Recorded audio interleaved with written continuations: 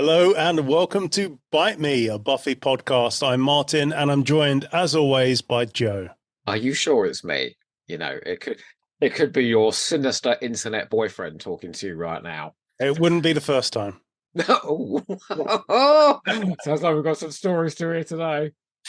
So how you doing, my friend? You all right? You've had a week. Yeah, I've had a hell of a week. It's been a work heavy week and it has been a podcast heavy week. I did an interview with a lovely fellow on my Doctor Who podcast that ran for nearly 7 hours. We started at 7 in the evening and didn't finish till 1:30 in the morning. So it's been a busy week, but as ever, the tonic to the busyness is talking about Buffy. I've only listened to part one of that interview. I know you've put on part two. Is there a part three to come? There certainly is, my friend. Yes. Did you throw a question in? I can't remember. I did get to them all. So effectively, the last part is all listener questions. But because it's Toby Haydock, each one has a 25-minute answer. He's the perfect podcast guest. Man, oh man, he's all substance, all anecdote. He's worked with everybody. It's amazing. Unfortunately, he hasn't worked with many people from Buffy, but he's certainly worked with the Doctor Who bunch. I believe he likes Buffy, so maybe we could get him on. I think he does, Don't you think he could be enticed?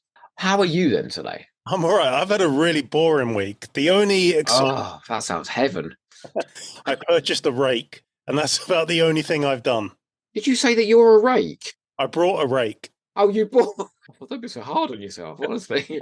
You bought a rake, and that's the highlight of your week. That's been the highlight so far, yeah. Well, then I ain't going to contradict you. That does sound very boring. Well, then naturally the highlight of your week is talking about Buffy with me then. Absolutely. I mean, I did get the washing machine fixed. So that's oh, no more trips to the laundrette. Oh no, that was harsh going there. Can I say to whoever left a fabulous review on our Apple Podcasts about the fact that they like the fact that we sound like we're two mates down the pub. I hope we fulfilled our quota with these first 5 minutes. Okay, we've got 12 reviews up there now. That is insane. We haven't even got 12 fucking episodes. No. I just want to say thank you to everyone who's taken the time to leave us a review. It really helps the show. It really pushes us up the charts and it gets us recommended to more people. So we greatly appreciate it. There's some lovely stuff been said about us. Really, really nice. Yeah. Like I said last week, I've never had so much said so quick. So you and I must be doing something right, So before we get into what we're going to talk about, let's have a little competition because we have made 3 of our mugs and we want to give them away to our listeners.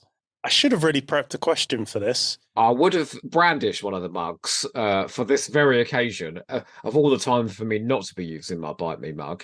Unfortunately, it's dirty from the bath I had this morning. There's cold coffee sitting in the bathroom. So, well, we're not doing video this week because we are recording late. Oh, bugger it. Cut that bit out then. Okay. If you want one of these mugs, I guess we're going to only keep it open for UK entrants because postage to outside the UK is just a lot of money. Honestly, fellas, we ain't made of money, but if you want to have a mug made up, we'll give you the design, all right? Okay, so if you want one of these mugs, what you have to do is tag us on either Instagram, Bite Me Buffy Pod, or on our own individual Twitter accounts, and just answer this simple question. Do you want one? Do I want one? That's it.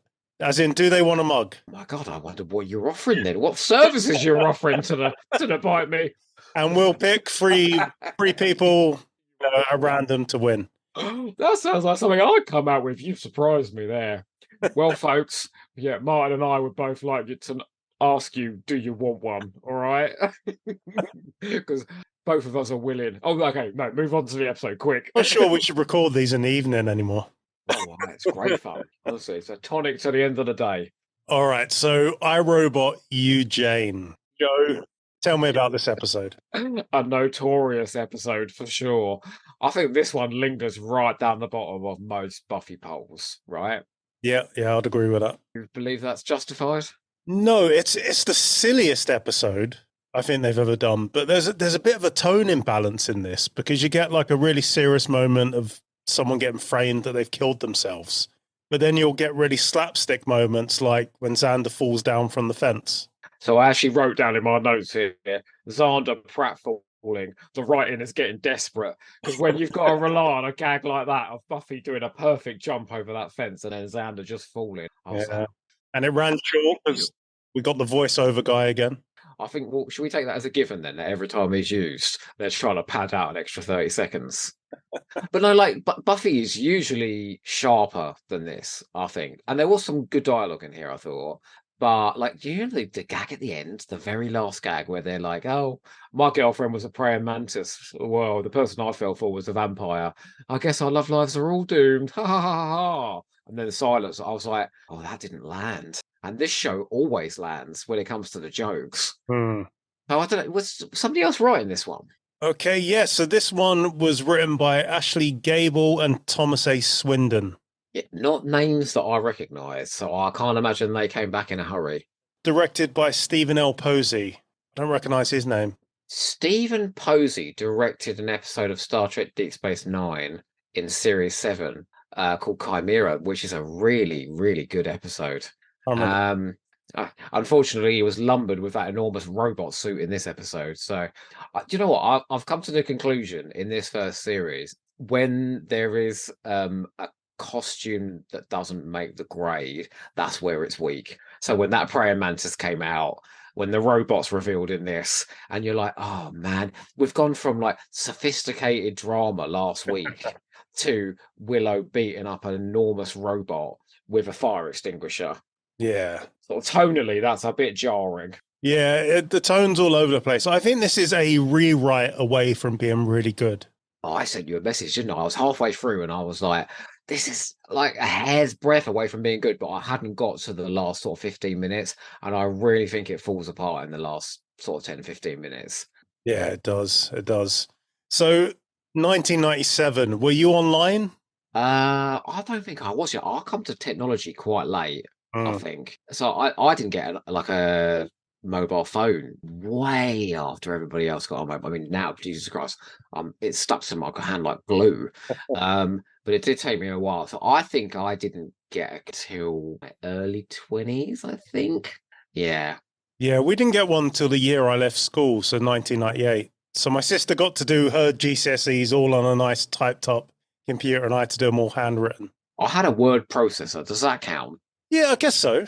With a tiny little screen. Do you remember the tiny little screen? And then it would just sort of print it out like one of those old-fashioned printers. You wouldn't have been going on the chat rooms and stuff. Not at that point, no. Although, I mean, I don't know when you want to drop this. I do have it because this episode is about internet dating, which actually those parts of the episodes I thought were really strong. And all the talk about, well, you don't know who this who this man is. I thought that's relevant today. That's why we've got Catfish, the program that's done 20 odd seasons, because there's millions of people out there with fake accounts, saying, no, I'm not an old Russian woman. I'm a 16-year-old stud called, I don't know, Richard. I'm a circus freak. I mean, I'm not a circus freak. Have you ever watched any of those Catfish episodes? I love it. I love it. I'm hooked. Man, the drama. Every time they get like a plot twist and they sort of go, oh, straight to the camera. Oh, it's the best. And man, some of those people are sick. Oh, I love the one where the guy thinks he's in a relationship with Katy Perry. Oh, that one was hilarious. And they go, God, it ain't Katy Perry, right? And he's going, no. Even though you're telling me all this, even though you've dug up all this, it might still be Katy Perry. Did you see the one where it turned out to be the fella's cousin? Yes. And she was on the hunt with them the whole time. She's the one that called them in saying, oh, somebody. And then she gets out the car halfway through the episode and goes, guys, I've got to stop this right here. It's me. Yeah. I am the cat. I was like, geez, Telly don't get any better than this. Telly Price one. That's yeah. Oh, Jesus Christ. Unfortunately, I have to say, I do think any old Catfish episode might be more entertaining than iRobot UJ. As I think we're demonstrating here. It never ever turns out to be a massive robot, does it? In Catfish. Maybe it should. Can I ask you then of your own experiences of internet dating? Like, have you dabbled? I've dabbled. I mean, in the past, I didn't really, because I was in a relationship for 12 years, but I did meet my kid's mum on MySpace. And I'd had one other date on MySpace prior to that. And my kid's mom added me like in, say, July 2005. I didn't even message her until December because of this other experience I'd had. So I had like Wow. 6 months thing where I was like, oh, it's just going to be a scam. For anyone who's younger than us, with MySpace, you used to put in your preference if you're looking for men, if you're looking for women, and then you would make friends that way. And I got added by this girl who claimed to be an American student living in London, but we would talk on the phone. I was always like, her accent doesn't sound quite right. Oh no, was she putting on an American accent? I don't know, but I've spent a lot of time in America and her accent never quite rang true to me. But you know what? I've not been to every state. So it could just be I've just not heard that specific accent. But there's one day she was like, oh, great. What are you doing Sunday? And I said, well, I'm working till 3. I could meet you after that. And she's like, great, come around my house. I'll make you dinner. So I leave work and I left my wallet in my locker, but I'd already brought a bottle of wine to take with me. And because I was going to a house, I was like, I don't need my wallet. So I just left work. I went to a house. There's no one there. And then she texted me and went, oh, I'm in Sainsbury's down the road. Can you come down? So I went down and then it turns out her bank card has been declined. And she's got 240 quid's worth of shopping. And she's like, oh, well, I've called my parents in America. They're going to try and get to the bank for me. But, you know, I'm just going to have to wait here. So we were waiting a bit. And I was like, oh, sorry, I don't have my wallet. Well, you weren't going to spend 240 quid on a first date. Jesus. After about half an hour of us waiting there, she was like, you know what? Let's just go back to my house. We'll drink this bottle of wine. We'll watch a film. It'll be fine. We start walking back to hers. And then she starts giving it the old, oh, I've got a headache. Oh, I don't feel well. Do you mind if we just cancel this? And we got to what would supposedly be the bottom of her road. And she's like, oh, my house is up there. Do you mind if we just rearrange? And I was like, yeah, great. I texted her the next day, didn't get a reply. And then I noticed she'd unfriended me on MySpace. Jesus. Completely deleted her account. And then I tried to call her one day just to make sure she was okay, because this is like a girl who said she had a headache. And her number had been disconnected. I think what was meant to happen is I was meant to be the gentleman and to pay for the shopping, and then she was going to do the old headache thing and go. But yeah, I think that's what happened. And that's why when my kid's mom added me, I just didn't even bother talking to her. Are you telling me that effectively you were scammed? I was, but I wasn't. If that makes sense. Thank God you left your wallet at home. Yeah. Jesus Christ. I wouldn't pay 240 quid anyway. Martin, it wouldn't matter if I was looking at a hybrid of Nicholas Brendan and David Boreanaz in the Sainsbury's supermarket. There's no way on earth I'd pay out £240 on the first date. Yeah, maybe if it had been like 20 quid or something, I would have done it, because I would have been like, oh, well, that's probably what we're eating tonight. I wouldn't have done 240 quid anyway. But yeah, what about you? It was a little bit different. So I was in a relationship, a long-term relationship at that, and he was working away from home. And I decided, because I was a bit lonely, yeah, you know where this is going, I would go on to an app called Scout, which is just like a friendship app. It's not even a dating app. It's like meet mates around the world. And this fella popped up. And it said in his profile, 6'4" Colombian model, right? And there's a picture of him standing against a clearly fake, sort of sunny background, right? Where do you think this story's going? It wasn't him. It was him. He, in fact, was a 6'4" Colombian model. We talked for about 8 months. Then I went out to Colombia, spent 3 months with him. And we had, so I effectively was in 2 relationships at the same time. No word of this is a lie, by the way. And he was actually the first man who broke my heart, because he was in a relationship as well. And effectively, when I came back to England, we had all these plans. I'm going to leave England. I'm going to move to South America and all of this bullshit. Because Jesus Christ, when I say 6 foot, I mean, he was caramel. He was gorgeous. I would have, moved heaven and earth to be with him. Unfortunately, he said maybe this, the distance isn't going to work. And actually, we are still friends to this day. So it has got a happy ending, and we talk every now and again. But yeah, so I thought I was being catfished, and the twist was I wasn't. That's always my favorite episode of Catfish, is when it looks like they're being catfished. There was one where this guy was just embarrassed that he'd lost his job. So that's why he wasn't meeting her. And that all signs pointed to this guy being fake. And it And just it was real. I remember yeah, that one as well. And he was just shy, wasn't he?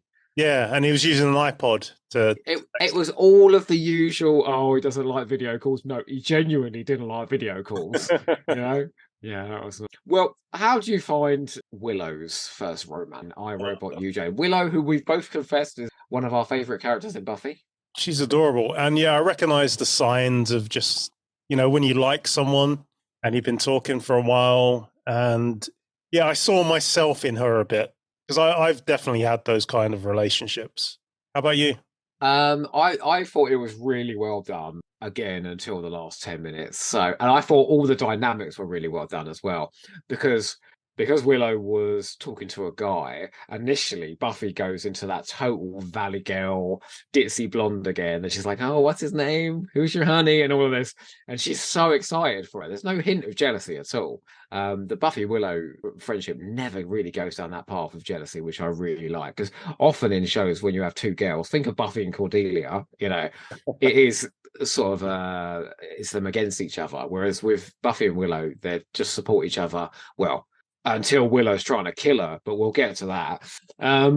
Yeah, I really, really liked it. And I really liked how they gently tried to persuade her, this isn't right. You've not met this guy. You don't know who this is. And because she's never had anyone look in her direction before, and that broke my heart. The fact that somebody is interested in her, even if he's on the other end of a computer, she's absolutely beguiled. So I thought all of that was done really, really well. Yeah, it was sweet. It was interesting to see Xander's reaction to it as well. What was his reaction? I can't remember. Well, he wants the best for her, and he's skeptical of this guy, but he's also a little bit jealous. Like Buffy calls him out for it and says, "You're jealous because you're not Belle of the Ball anymore. Like he's not the one." And I've certainly been in that type of situation where I've had a woman friend who I liked, but she didn't like me. But then as soon as I got in a relationship with someone, Oh me, God, yeah, that happens all the time, in our friendship yeah, circles. People mooning after each other, and then suddenly they're not available, and that person they were mooning after suddenly likes them. yeah, And I go, "Will you people sort your lives out, please?" Like, yeah. it's exhausting being friends with you all. Sorry, I'm going off into my social life Not that I again. think Xander wanted her, but No. I do think there was an element where he just missed the attention. I like the line that Willow has, which is, "Why won't you let me?" Hmm. Because I've heard that a few times when I've thought people were in relationships with people that were sort of unsuitable for them, and I've had that thrown at me. Why won't you let me have this? So I thought all of that was done really well. There was a couple of great things going on with the computer classes. We get introduced to Jenny Calendar in this episode, who is just instantly engaging. I think she's great, and I think her rapport with Giles and Issue Ahead. I mean, no wonder they eventually end up in a relationship. They're practically in a relationship and bickering like an old married couple from the start of this episode. Yeah, she's an interesting character, and I really like Jenny Calendar. Apparently, the actress who played her went really religious around this time, and that's why she left Buffy. Oh, really? Yeah, she didn't like the demon side of things. And if you search her name on Apple Podcasts, all that comes up is a bunch of interviews for Christian podcasts. Oh, wow. Oh, crikey. She was a convert. I guess she's a little embarrassed about playing the techno pagan from Buffy. Techno pagan. I mean, I've never heard a term that sounds more mid-90s than that. Yeah, remember they had to explain the technology in this. So they're like, "Oh, he can get to any computer with a modem." Yeah, because people wouldn't have known what that was. And this is in the era where the computers can do everything and nothing at the same time. And all of this stuff about on the net, they kept mentioning the net all the time, like it's like a buzzword, like it's in the air at the moment, I'm jacked in. I'm jacked in. Doesn't someone say that at one point? Yeah, Fritz. Oh, and Fritz, terrible character, wasn't he? He goes, "The only reality is virtual." Like, do you know what? I've said this to you. I've said this to a million people. Nothing dates worse than technologies. And those abacuses they were using in this episode. Wow, I'm sorry. Yeah, I remember when our library at school started to get computers in it. And it felt weird that they were in a library, but now that seems to be, that's where you expect a computer to be now. You expect it to be in the library. But that whole tension, so it's basically books versus computers. Giles is books, Jenny Calendar is computers, and they get some wonderful lines. Would you bear with me while I just say a couple of them? So when Giles is talking about that dreadful calendar woman, as he describes her, yeah, he wants her. He wants her so bad. He says, "Oh, books smell musty and rich, tangible and smelly." He says in the last scene. I really like that. I got a bookshop up the road called Camilla's. Is that the one you And can meet to? yeah, and you know what? You walk in, you can smell the must of the ages when you walk in there because there's thousands of bloody books, floor to ceiling. Yeah. We could And barely walk up the stairs when we went in that place. what did you think of this line? He goes, "I'll be back in the Middle Ages," and she goes, "Did you ever leave?" Oh, I love that. She is one sassy bitch, I'll tell you. Oh, she's such a great character. I do wonder how people would react to this relationship nowadays, though, because people have become really adverse to an age gap, and there's Is there much of an age gap? 14 years between Anthony Stewart Head and Robbie Scott. So I do wonder how a modern audience would take to that. But their chemistry, it just sizzles instantly. She wants him, he wants her. And again, nowadays people have a real aversion to a workplace relationship. So My ex-partner was 15 years younger than me, you know. I was living the high life then. And we did work together at one point, so I'm ticking every box. Yeah. You'd be cancelled now, mate. So well, I'm always on the edge, you know. But it is great, and the actors' chemistry is great as well, like immediate. And if my one takeaway from this episode, apart from the dreadful fucking robot, which I'll never, is Jenny Calendar. That it's a really good debut episode. Yeah, undoubtedly. I love her as a character. I love her character progression. I love what she brings to the show, and she evolves Giles even throughout their relationship. She makes him a more rounded character. Well, and it's interesting to note that if you look at how the world has gone, technically Jenny wins out as well because technology took over and books are considered to be, I mean, a lot of people still read books, don't get me wrong. A lot of them read books on technology now, though. So I'd say ultimately Jenny Calendar, regardless of her fate, she won the argument between her and Giles. Yeah, whenever I read a comic now, I go digital, especially if it's just a single. No, a comic. Are you joking? Yeah. There's nothing nicer than feeling the pages of a good comic. No, if it's a trade, like if I'm getting the collected works, I buy them physically. But if it's just I just want to read this one issue, I go digital now. I'm dirty talking to you now. It's just a In fact, space saver. I did buy a Kindle, you know, and then I found out I hated it. I hated, you know, pushing the screen to turn the page. I don't know. There is something tangible and tactile about reading a book, isn't there? There That is, yeah. I really like. That's why my living room, as you saw, is cluster full of them. So what do you make of the tech in this then? You kind of touched on it there. What do you make of the Scanamatic that they're using? Scan all the books in. It was all so old, I didn't recognise any of it. Was that a real thing, a Scanamatic? I don't know. I think it might have been. It might have been briefly. I remember my dad had a handheld scanner that just did one page at a time, and you just scanned it down. I mean, talking of technology, yeah, I'm going to bring up that stupid fucking robot suit again. So you're telling me in that building in Sunnydale, so let's chalk up another one for the geography of Sunnydale, because we've also got a super high-tech technological lab in Sunnydale now as well to go with all the other things. You know, at the end of the season, I'm going to total it all up, you know, and we'll start drawing a map. That they were building this ridiculously camp red-eyed robot with super strength. Why? It's Sunnydale, mate. Maybe they knew. Because you know, when Snyder becomes principal, we learned that because we hear him and the police chief talking, and they both know there's something more going on there. So maybe the mayor of Sunnydale was trying to build some sort of line of defense against something. Now you're doing retroactive rewriting there, aren't you? None of that's in the scripts. Although, no, that would have been great in a season 3 episode if the mayor had turned around and went, well, that's another failure. Just like when we had all those robots built, you know, a couple of years ago. That's exactly the sort of line Buffy would put in, isn't it? Yeah. Do you think then, can I ask you a question? Do you think the premise of this episode is so broad, like ultimately the one liner. If this was an episode of Friends, it would be the one with the internet stalker robot. It's so broad and so sort of science fiction, and Buffy doesn't do science fiction very often. It's just supernatural or science fantasy. Is it hard to talk about this episode without mocking it because that climax is so ridiculous? Yeah, I'd say so. And like we've both said, this is a rewrite away from being a little bit better. Maybe Okay. if I'm going to challenge you then.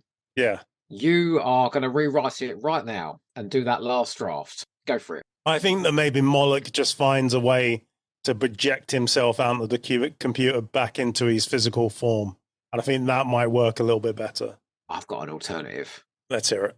That somehow Moloch can sort of beam Willow's consciousness into the computer, and they battle it out inside the computer in a fabulous string of numbers all around them or something like that, you know? Yeah, it could have been, like because Hackers came out 2 years before this, the film with Angelina Jolie. And I think when they go on the internet, you see them inside. Yeah, that would have been a perfect 90s way to do it. Absolutely anything but Buffy staring at a wall that says danger, electricity overload or something. So he literally sees her stare at the wall and then she goes, "Oh, punch me here." And he punches and she ducks and he punches the wall and dies. And I'm like, I thought he was supposed to be the most sophisticated robot. Why is he so fucking stupid? Oh, you know what? It was bugging me for ages where I know Dave from. He's the guy that gets hanged. He's in basically everything. If you look at his IMDb's, and his most famous character would probably be Jesse in the first Fast and Furious movie. He's the only character that's died and not come back in those movies. There you go. Yeah, they bring him all back, don't they? Oh, Martin Paul Walker. Yeah, that was. Oh God, he was beautiful and talented as well. Sorry, side note. That's my fantasy life. Sorry. I did like that bit though. I thought that was the strongest moment of the story, the suicide note. It's when he says, "No, I'm not going to do it," and then the note starts writing on the screen, and I sort of sat upright and was like, "Oh, that's dark." I remember watching this episode for the first time and seeing that and thinking, "Oh, that is dark." It's really scary. And then the fellas behind him, and he Fritz. I mean, why did they Fritz? What a stupid name. Honestly, sorry to any listeners out there that might be called Fritz. What a wonderful name it is. It's probably what it probably is his last name is probably like Fitzgerald or something. They've just shortened it. Well, look, I've never had a nickname, but please do not start calling me Fritz, okay? Yeah, so that moment was good. And you know what? There was a lot of sort of funny lines in this as well. What do you think of the bit where Xander, they're trying to make excuses and he goes, "To read our speaking English is good." I love that. He's so stupid, isn't he?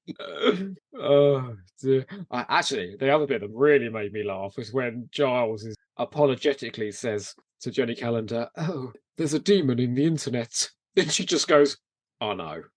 Yeah, I love that. And I remember when I first saw this, actually, no, because when I first saw this, I would have known who she was. But I remember thinking, oh, there's more to this character. Well, and it also means it's opening out the show because at the moment you've got Giles, an adult, who can only talk about all this crazy stuff with children. Whereas now you've got two adults in the show that can actually battle out some of this stuff. And as we go into season 2, Jenny Calendar becomes quite a presence, doesn't she? Do we see her again this year? She might pop up once more. I hope so, because she ain't around for long. No, she was originally called Nikki, but because Nicholas Brendan goes by Nikki, it was determined that would be too confusing.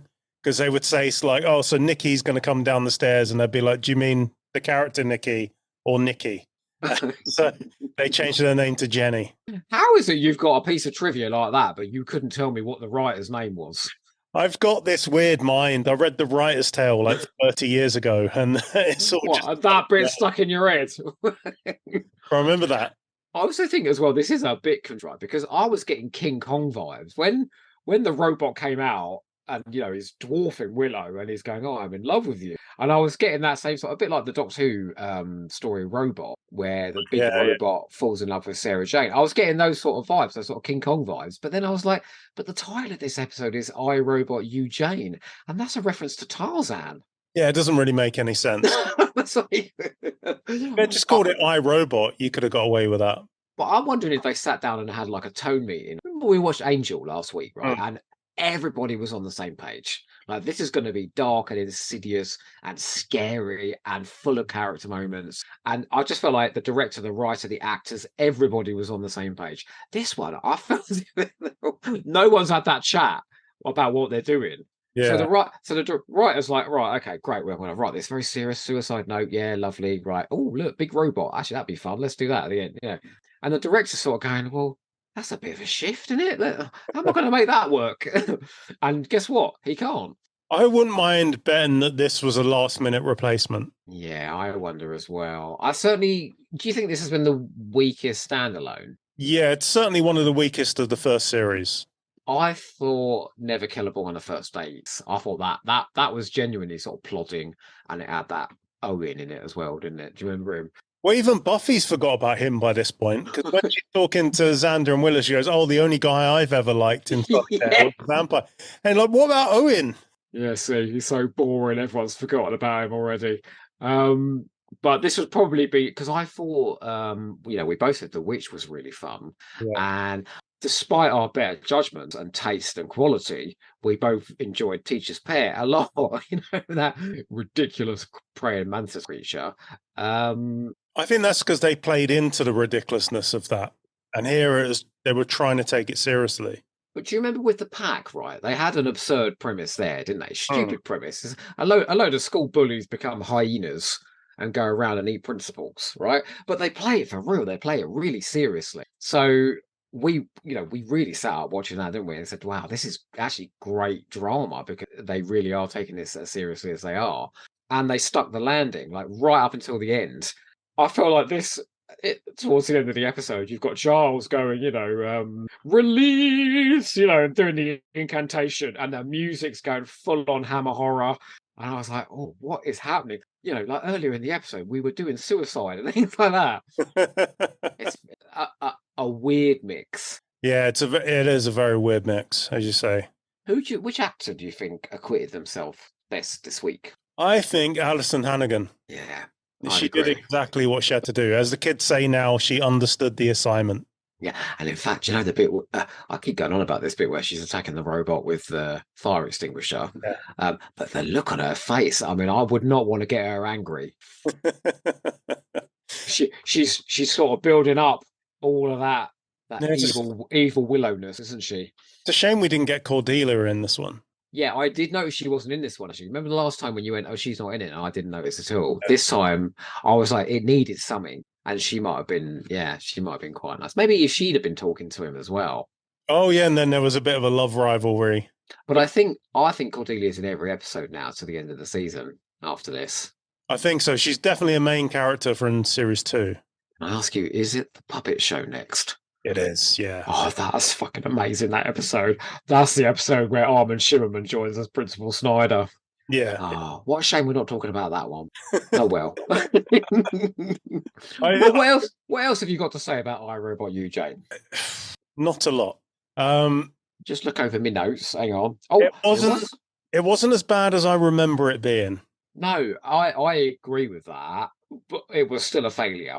Yeah, and it was fun to go back and look at the old tech. But yeah, I think, like you said before, technology ages something more than anything else.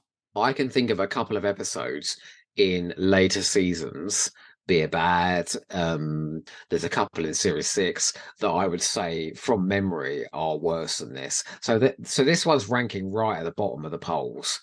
I don't think it's justified, even though it is still not the best episode. Yeah. Would you watch it again? As part of the run, yes. As part of the run. I'm not sure there's a Buffy episode I'll skip if I was doing it, because I'll know at the very least I'm going to get some fun exchanges, I'll get some decent acting, and I'll get the best possible production values they can afford that week. So no, I'm not sure I'd skip one. I wouldn't even skip Be It Bad, I don't think. I'll be interested to go back to that one. That's as bad as We'll get there. I think we've talked iRobot You, Jane, to death now. So I'm going to ask you, have you had a chance to listen to any of Slayers, the new Audible drama? I haven't. So this is going to be entirely down to you now. Now, I have it, obviously, and I will listen to it. But tell me what. I can't tell if I really enjoyed it or if it's just my nostalgia for the cast and characters that got me through it. But I will say it's a lot of fun to hear these characters back again. And some of them are playing alternate versions of themselves, and that's always fun. We learn a little bit more about Anya and what happened to her. And it ends really strongly. Like when it ended, I sat up and I was like, I want to hear the next series now. They're doing more then. I think so. It certainly ends on a bit of a cliffhanger. Like the whole story's, it does the perfect thing that a series should do. It wraps up the main story, but there's just this little dangling thread. So throughout the whole audio, you just, when you go to Drusilla's dungeon, you hear someone banging on the door and just mumbling and shouting and stuff. And at the end, you hear who it is. And when you hear who it is, you're like, okay, yeah, I want the next series. Do that to me. Okay, no, I'll listen to it. Is it someone we know? Oh yeah, someone you know. Oh, I bet it's Julie Benz. I bet she's It's back. not. I can tell you it's not her. But they do talk about how they're going to look for Angelus in the next series. But he doesn't appear. Dawn's not in this. Buffy's not in this. Darla's not in this. Angel's not in this. So far. Can I confess something? Because I didn't listen to that, but I have listened to something that is an audio of Buffy this week. So I work in retail and I'm in at work very early in the morning. Now I've got an hour or so before the customers come in where I can listen to music. And I put on the Once More with Feeling soundtrack this week. And I was singing those songs at the top of my voice. All the people around me working were like, well, they know what I'm like. Campus Christmas. But they're going, oh, what is he singing now? I'm under your spell, I died so many years ago. I will spoil this. There's one moment where Spike is waiting for the rest of the gang at the cemetery, and he's just quietly humming that song to himself. Do you know what I've decided my favourite song on that soundtrack is, though? Yeah. This might be sacrilege to say. It's Hinton Battle's song. I can bring all cities to ruin. I love that one. You'll have time to get us some screwing. Oh, man. What a soundtrack. What an episode. I cannot wait. So when I worked at Blockbuster, I worked there with my friend Mark. And on the drive to work, he would put in the Once More with Feeling soundtrack. Yes. And we would sing it. Oddly, I was always Anya when we got to the Santa. Oh, that one's great, isn't it? Cheesy, skeezy cheeses that I can't describe. Do you know what, right? Can I ask you a question, though? In the episode, because I've got an innocent mind, so perhaps you're filthier than me and could explain to me.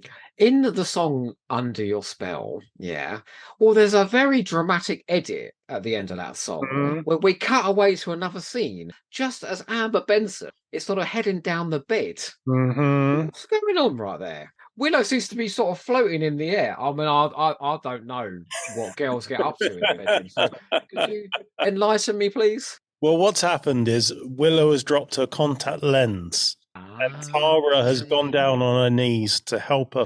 I bet she has. Oh, absolute filth. Just weeping. Shame to yourself, honestly. On primetime television. I'm surprised they got away with it. Do you know what? It could be a clue, as to the quality of I, Robot You, Jane, that you're talking about that new Slayer series and I'm talking about Once More with Feeling. Yeah, I will say I did enjoy listening to more of the Buffy universe. And I saw an interview with Amber Benson because she's one of the showrunners on this. They're asking why it was set in 2013.